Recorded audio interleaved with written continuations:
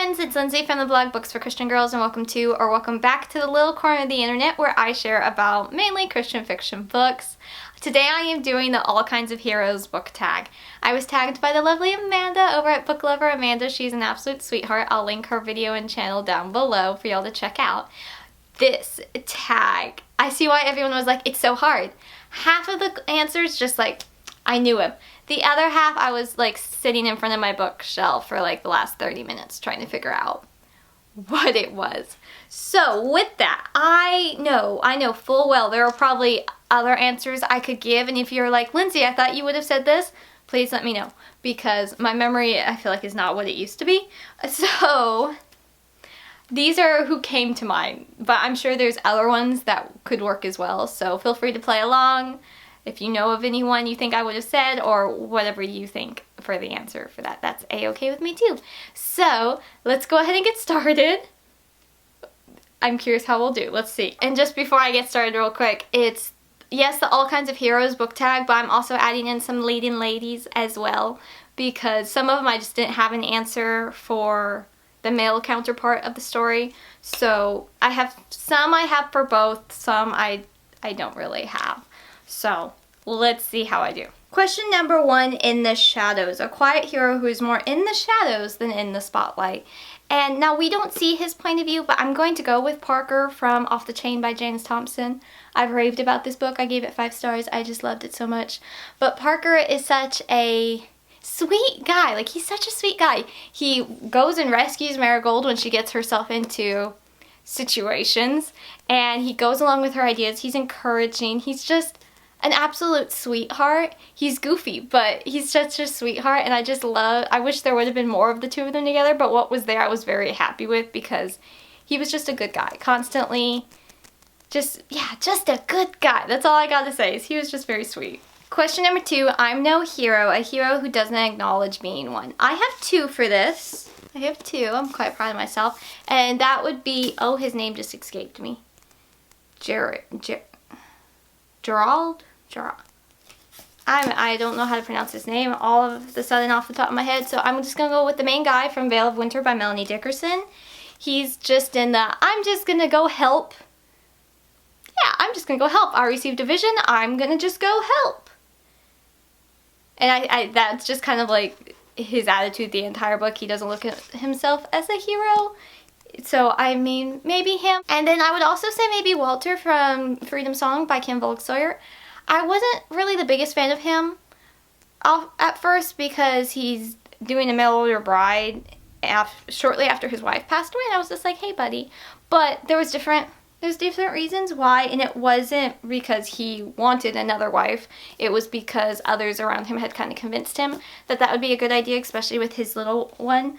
But the more we saw his point of view, the more I liked him, because he was just so respectable to the main girl, Fanny. He wasn't lusting over her in a physical way, thank you. He was just a very, very much a gentleman in that regard, and he was very worried and also insecure because of being bullied and not fitting the typical male lead trope of being all buff and whatnot. He wasn't that. And so, I don't know, I liked him. He definitely wouldn't acknowledge himself as a hero, I think. So, yeah, he was a sweet guy. He just needed love. Question number 3, weak in the knees, a swoon-worthy hero. So, as always, when this question kind of comes up in book tags, because that seems to be a common thing about swooning, a book boyfriend, book crush, that kind of thing, I don't answer those because that just feels kind of awkward to me. Am I overthinking this? Probably, but most of the books I read have a romance element to them. Christian fiction is in a lot of romance books. And so, you know, there's already that set couple. They're going to be together by the end of the book, if not by the end of the series. And I just don't like interfering with that in any way. Is that silly? Yeah, probably, because they're fictional. So, like, there would be certain guys that I'm like, oh, what he just did, that was very sweet, that was very attractive, that kind of thing. That I'm like, aw, but not swooning over him? No. No, I don't think I swoon over fictional men. Sorry. While I was thinking of this one. I did come across my comment that I wrote in my review about Across the Blue by Carrie Turansky. And I wrote that I'm going to sign off with a note to my fellow unmarried ladies. Girls settle for nothing less than a Carrie Turansky hero. And I mean, I do stand by that in the sense of they are just sweet guys. They are sweet, godly men that I just love seeing that relationship in her books. So, I mean, but again, I don't swoon over them, but it's just like, you're a good guy. That was attractive. It's impressive. The faith content in her books are always great. So, yeah. But yeah, I'm still not swooning. Question number 4, hate to love. Hero you disliked in the beginning but loved by the end. And okay, I don't know if this is me being petty, but if I dislike a character, it's more than just dislike, so like really dislike, there's typically a good reason why I dislike them. So, I think by the end of the book it would be more of a tolerate. I wouldn't have gone from dislike to love. That's a big jump to do within like 300 pages. No, it's going to be dislike to tolerate or dislike to dislike. I think that would probably be the best. So yeah, I don't really have an answer for this one because I don't. There's typically a reason if I dislike a character, there's a reason. So yeah, I don't have an answer for that one. The next one is inspired to action. Hero who has inspired you to make a difference in the real world. And I don't think there's ever been a guy per se, but there has definitely been a main girl. And I'm going to give you a second to see if you can guess which that is because I am her #1 fan. I will start the fan club. I win. I am #1. I'm just saying. And that would be Addie by the Librarian of Boone's Hollow.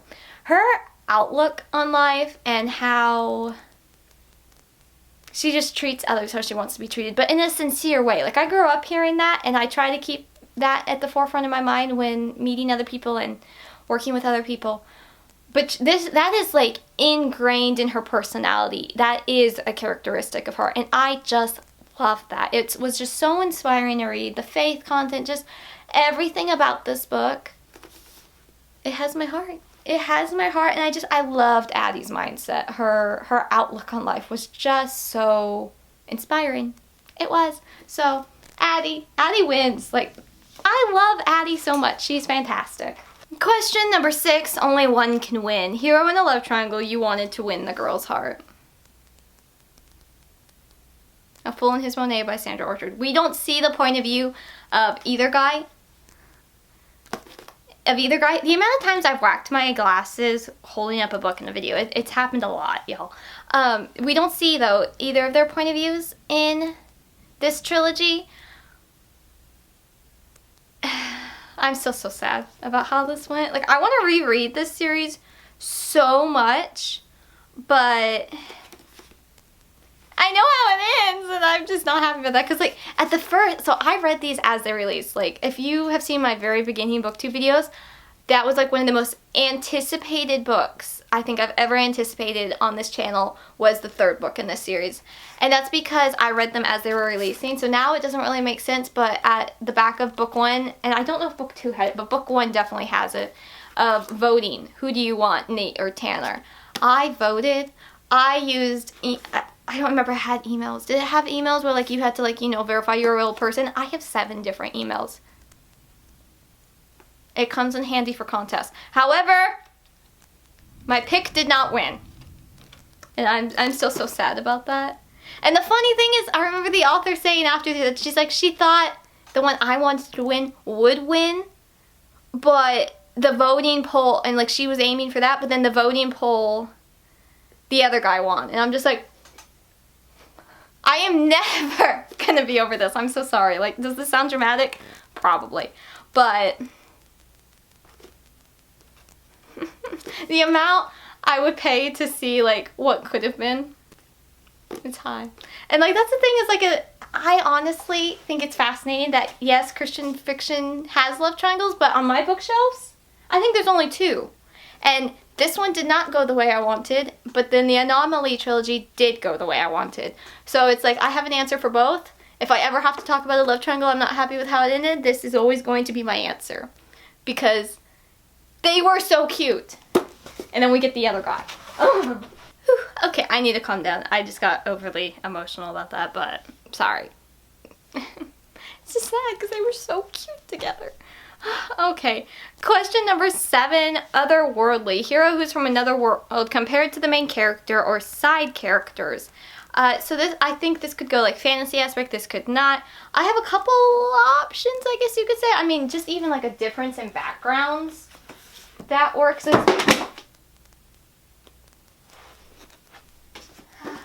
Y'all okay? I think we're okay. Yeah, we're okay. I have a couple different options for that one. Number 1 would be Emerald Illusion by J. Rhodes. And it's kind of just in the sense, we don't see his point of view if I remember right. But this is kind of like a, it's not a retelling of The Wizard of Oz, but it's a spin-off Wizard of Oz after Dorothy has left.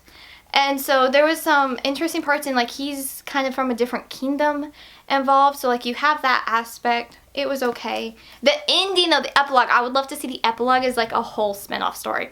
Then also Secrets in the Mist by Morgan L. Busse. Busse. I think that was, it rhymes with fussy, I think is what I've been told. So Busse. I will be reading the second book soon. By the time this video is out, I've already read it. So I'll really be able to tell if I really liked that relationship between the two of them. But they come from very different perspectives in life, statuses, and that kind of thing. And this is kind of like a sci-fi dystopian story. The lighting is really changing. It's thundering outside, so I apologize. The lighting's gone like, bleh. Sorry about that, y'all. It is just a nice thunder rainy day. That's what it is, and we're filming today. So, number 8, I'll think about it. Reluctant hero to walk the path, ask or required of them. And I kind of have 2 answers for that again. I could go with Nathaniel from A Gilded Lady by Elizabeth Camden. It's not really that he's reluctant. Well, he's reluctant at the beginning, but then he becomes a Secret Service agent for President McKinley. You know, history, things happen. So, I mean, yes, at first he's like, yeah, no, I don't want that job. But then it kind of works. And then also I have Ignite by Jenna and Terese. Look how big this book looks on camera. Wow. It's a nice hardback. Nice. Wow. I talked about this book in a reading vlog though a while back. It's basically the premise of what if those with superpowers weren't superheroes. And Scarlet, the main girl, has been attacked by a super powered person. Well, I don't remember the exact name. But, oh, an illegal super, that's it. An illegal super with fire powers, so she turns herself in. And then things are getting more revealed about that corrupt government. We like the corrupt government plot line and rebelling against it. We like it. I like it at least. But so, like, it's got that aspect, and then it's kind of like a, what do you mean? What do you mean I have to go do things and save the world? And what do you mean? That kind of thing. So, yeah, I liked Scarlet. Really looking forward to book 2 whenever it releases. But, yeah, there you go. Man, this is like this feels really big. I have never compared the two. Oh, yeah. Okay, they are kind of big. Oh, that's right. I can't get this one on my shelf behind me. So, it is technically behind me, but it has to go lower. So, if you ever wonder why is it not in the reds, it's because it is literally just a hair too tall to fit on my bookshelves. But that's okay. Question number 9, no danger for you. Hero you want to protect at all costs. I'm just gonna say in general both. Daisy, it's thunder! You don't need to bark at it! Question number 9, no danger for you. Hero you want to protect at all costs. And I'm just gonna go with both Brian and Natalia from Right Where I Belong by Krista McGee, because they are the absolute cutest, sweetest beings. They're just precious. They're just so sweet. Nothing dramatic happens in this book. I wanted to say this is just fantastic Christian YA. This trilogy, I mean, this is technically book 3. You can read them separately, but you kind of get spoilers for the rest of the series. I adore this series. They are just absolutely the most precious, sweetest beings on earth. I just love them. They're so cute. Nothing dramatic happens. They just deserve the world. And then the final question, question number 10, not always kind. Hero who is rough around the edges. And for some reason, this one took me, I think, the longest to think of. And I'm just going to go with this one. Again, I'm sure there might be a better answer from the books I have on my bookshelves. But I'm going... as I drop it. But I'm going to go with Oliver from The House on the Moor by Michel Griep. Griep, I apologize, I'm not sure how to pronounce the author's last name. He is an escaped convict for a crime he didn't commit, and then he meets our main girl after he's like found half dead on the moor, hence the name. And she takes care of him, but then he sees that she has in possession the item he was arrested for stealing. So yeah, he's a little rough around the edges for that regard, and I think he's just kind of jaded with life in a regard, but there was a lot of different aspects I enjoyed about this book, and yeah, maybe him. I think he would be maybe the best one. I mean, I'm not sure. And then number 11 is just to tag someone, and I am kind of far behind on my watch list, and by kind of I just mean like a month. That's fine. It's only like 300 videos.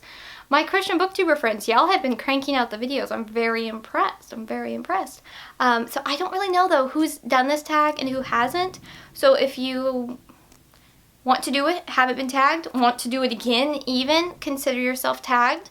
I would love, love, love to see your answers to this. Please let me know. If you don't want to do a video or an Instagram post, that's okay too. Just let me know if you thought of anybody. I would love to know for these answers. I tried to really focus on doing, you know, the male leads, the heroes of the story, but I have some female ones I gotta talk about too because they're fantastic. I think that's it for this video. Thank you again so much to Amanda for tagging me. It was so fun to see everyone's answers to this one.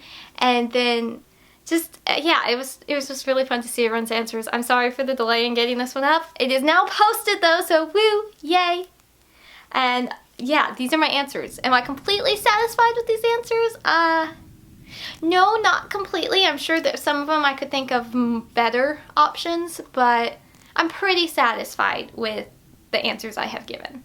Thank you so much for watching. That is it for this video. I will see y'all next time. I am Lindsey from the blog booksforchristiangirls.blogspot.com, where in 2022 there is a new review every Monday and Friday.